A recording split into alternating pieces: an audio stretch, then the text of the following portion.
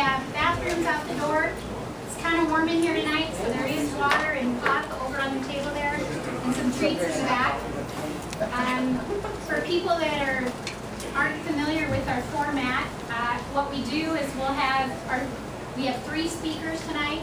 Mr. John Sasso, Rick Larson, and Portage is here. And so each one of them will get up and give their presentation. We'll open it to questions from the council first, and then open it to questions from the public. If we could, I would really like it if we could keep our questions on the topic at hand. So we're not, you've got a lot to cover tonight. And we'd like to get through everything if we can. So if you could keep your questions concise, on topic, professional, we really appreciate that.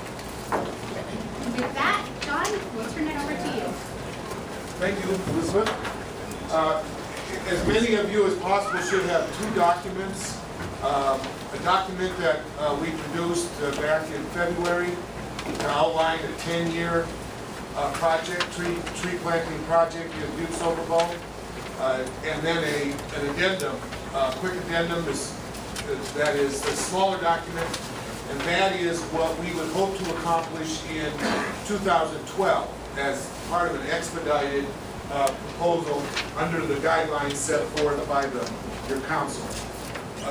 Just to recap, when we presented the 10-year proposal, we wanted to introduce the concept of a wide-scale tree planting project for the community.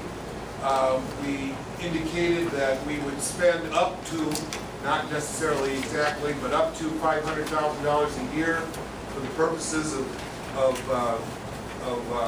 planting trees. We outlined in that proposal a number of sites, about 1,000 acres, that we feel are eligible for the project.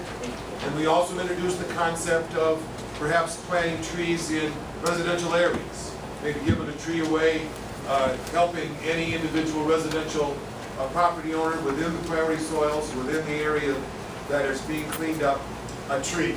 And that was meant to just get us thinking about a large-scale tree planting project.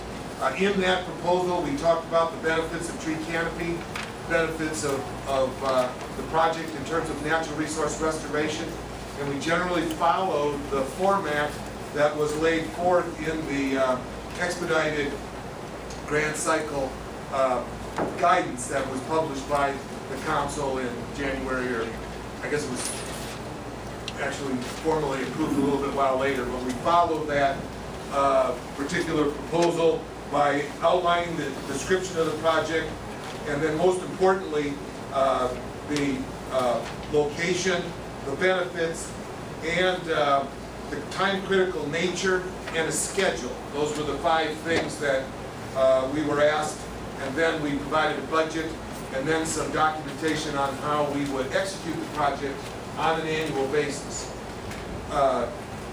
So this is sort of prerequisite reading for the professors in the room on what we're presenting tonight, because all we did in the second proposal, and the one we'll go over more specifically today, is to outline precisely what we would try to accomplish in 2012, and just 2012. And that's where we start this evening. As I pointed out, the main project was to establish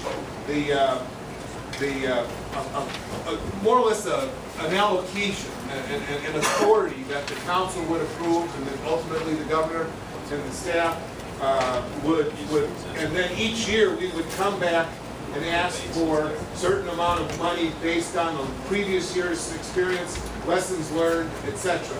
And then once we did that, we were told that in order to really get going in 2012, we needed to be more precise, and that's what we're trying to be in this particular proposal.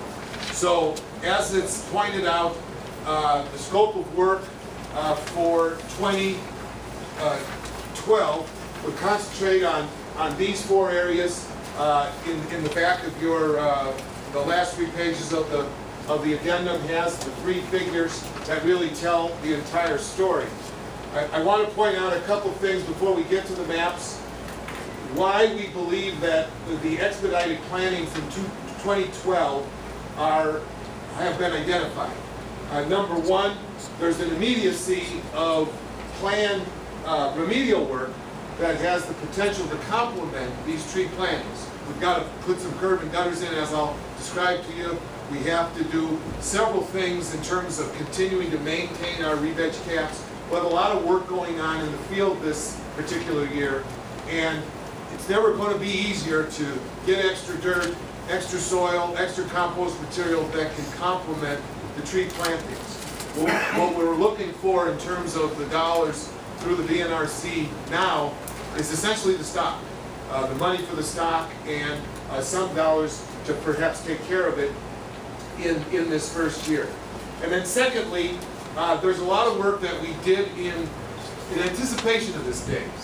We've been working on the Hill for, as we all know, more than almost 20 years, and we have been doing a lot of things in anticipation of one day getting some restoration dollars that can complement some of the remedial work that we've already done, and I'll describe that more specifically in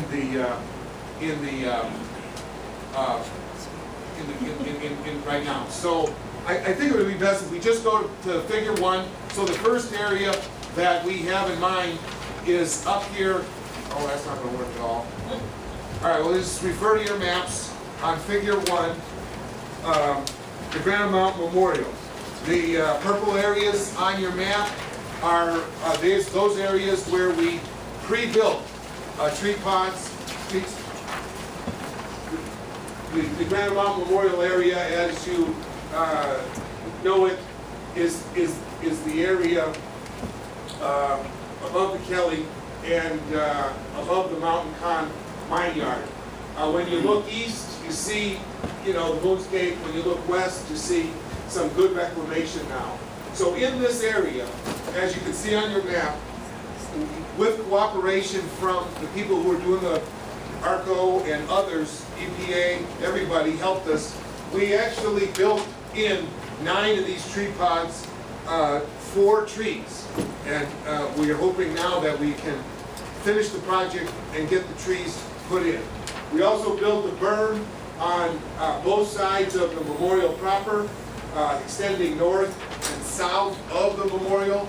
And again, as part of a public involvement process throughout 2009, 10, 11, really starting as far back as 2000, the committee in charge of designing this decided they would like a row of sort of robust landscaping along that side. So they selected a row of lilac bushes on both sides of the memorial. So that would be what we are terming Area 1, the first area that we would like to invest in. The second area is dropping down then into the Mountain Con Park, and we've identified, there was one area, you can see the purple box on the bottom, where we also built a built-in tree pod, and then we're suggesting that we put in 3 more on the far west end, at the west entrance and at the end of one of the trails. This is sort of a means to try to keep control of the park, to try to preserve the cap that is on there. Putting these trees in strategic places in this endeavor will allow us to take care of the site and sustain the surface for the long term. And then the last set is more directly tied, figure 3, is more directly tied to the curb and gutter program. We're in the process